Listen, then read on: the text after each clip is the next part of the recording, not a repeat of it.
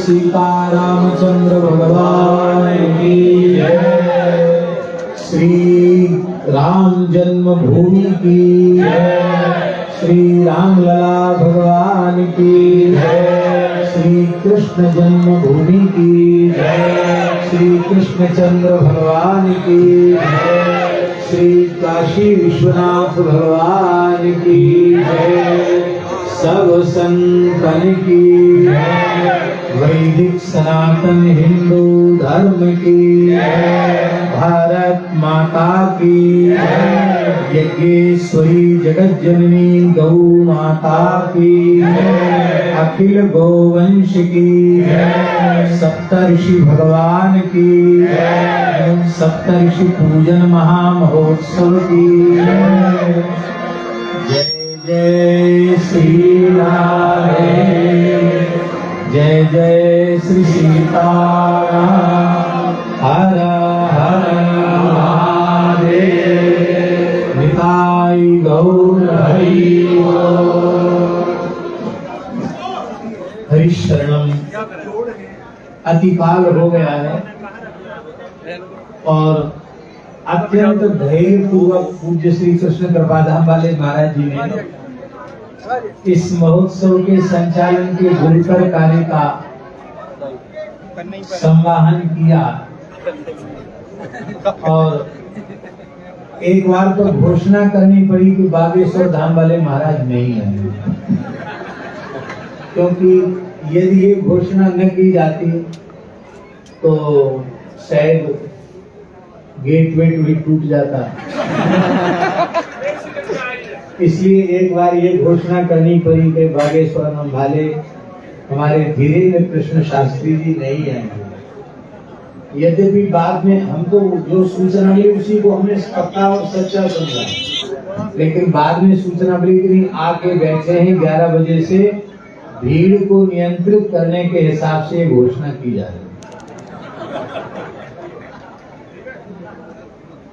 जो भी हो, तनिक अव्यवस्था हुई, महापुरुषों की जैसी गरिमा महिमा है उसके अनुरूप हम लोग व्यवहार नहीं कर सके, इसके लिए हमें खेद है और हम मंचस्थ सभी महापुरुषों के चरणों में साष्टांग प्रणाम करते हुए आप लोगों की यत्किंचित जो अवज्ञा हुई है उसके लिए हम क्षमा प्रार्थी हैं।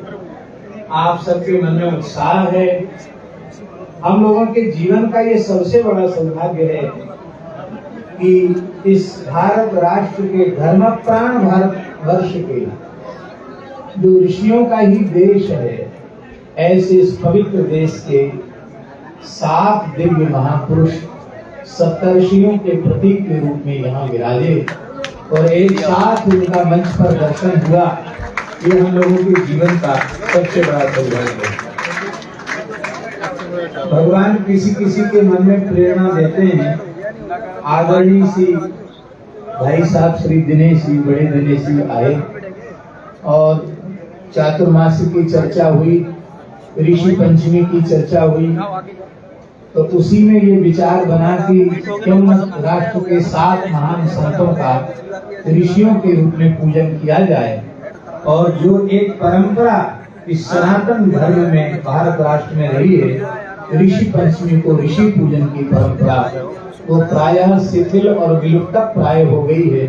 उस परंपरा का पुनर्जागरण, पुनर्स्थापन हो और लोग इस भाद्र शुक्ला पंचमी की तिथि पर शास्त्र विधि से अक्षत पुंजों पर अपामार्ग और कुशक ग्रंथ युक्त अरुंधति सहित सप्तर्षियों का पूजन करें और फिर अपने घर कुटुंब के भी जो 7 वयोवृद्ध हैं, ज्ञान वृद्ध हैं, उनका पूजन करें, अथवा अपने ग्राम के जो वयोवृद्ध हैं उनका पूजन करें, अथवा जिन्होंने हमें पढ़ाया है उनका हम पूजन करें। इस प्रकार की परंपरा यदि इस राष्ट्र में स्थापित हो तो गांव गांव, घर घर में, नगर नगर में हम अपने से बड़ों का आदर करें, उससे हमें लाभ होगा।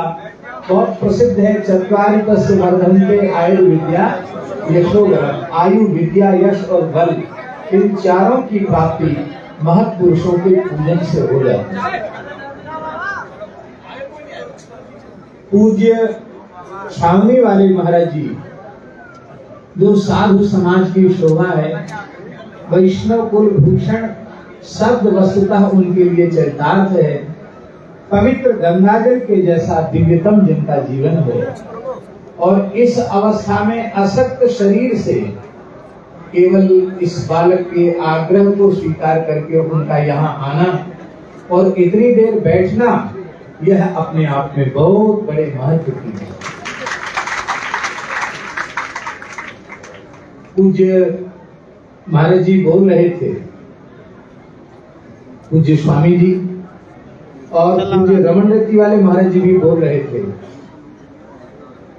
कि पूज्य छावनी वाले महाराज जी का दर्शन करके इतना हृदय गदगद हो रहा है, लगता है कि कोई महान ऋषि इस मंच पर विराजमान है।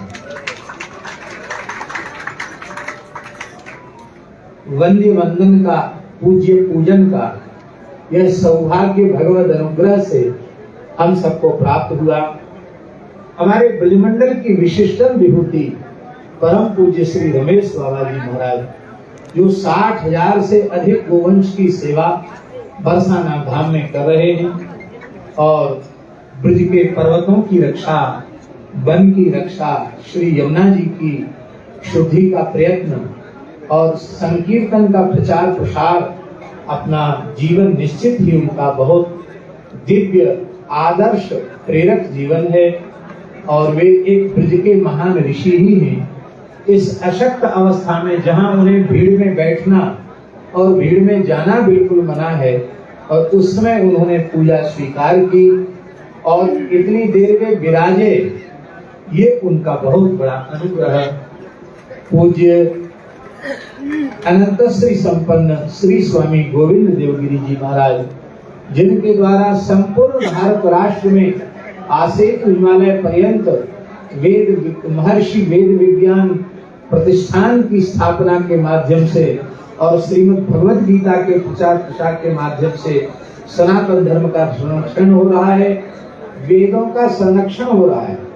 दास के मन में तो एक भाव है कि कभी महाराज जी, स्वामी जी हम सब पर कृपा करें तो राष्ट्र के, देश के महान वैदिकों को भी एक बार 7 प्रधान वैदिकों को बुलाकर उनका अर्चन पूजन हो और उनका वेद पाठ भी कम से कम एक श्रुति का भी पाठ करें। ऐसे वेद मूर्ति महान ब्रह्मर्षियों का पूजन हो, मन में ऐसा भाव है, ये परंपरा आगे चलनी चाहिए। हमारे पूज्य श्री गोरीलाल कुंजवाले महाराज जी, जो स्वामी श्री अनंग रसिक प्रपति श्री स्वामी हरदास जी की परंपरा के आचार्य चरण हैं और अत्यंत सहजता सरलता की साक्षात प्रतिमूर्ति हैं। रस भाव सिंधु में ही आओ महाराज, आओ पधारो। रस भाव सिंधु में ही निरंतर डूबे रहते हैं। वो महाराज जी भी अति व्यस्त होने के बाद भी आज पूरे समय विराजे। यद्यपि बहुत भाव था कि उनका मंगल में आशीर्वाद भी प्राप्त हो, पर महाराज जी ने कहा कि हमारा मौन आशीर्वाद ही है। लेकिन अभी महाराज जी का आशीर्वाद हम लोग लेंगे, अब इस बैठक में नहीं तो अपराह्न की बैठक में आशीर्वाद तो महाराज जी का लेंगे। पूज्य श्री जगन्नाथपुरी वाले स्वामी जी भी कृपा करके पधारे हैं। युग पुरुष परम पूज्य स्वामी श्री परमानंद गिरी जी महाराज, उन्हें आना था, पूरा पक्का निश्चय ही था।